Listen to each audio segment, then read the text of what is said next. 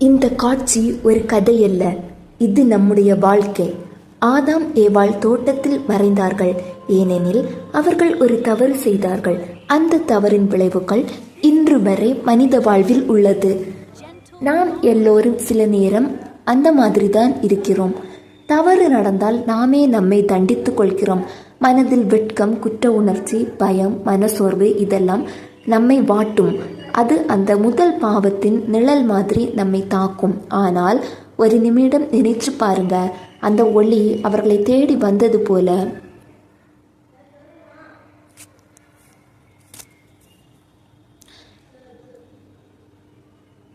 இன்றும் அந்த ஒளி நம்மையும் தேடுகிறது. நம்முடைய தோல்விகளில் கூட நம்மை விட்டுவிடாத அன்பு அதுதான்.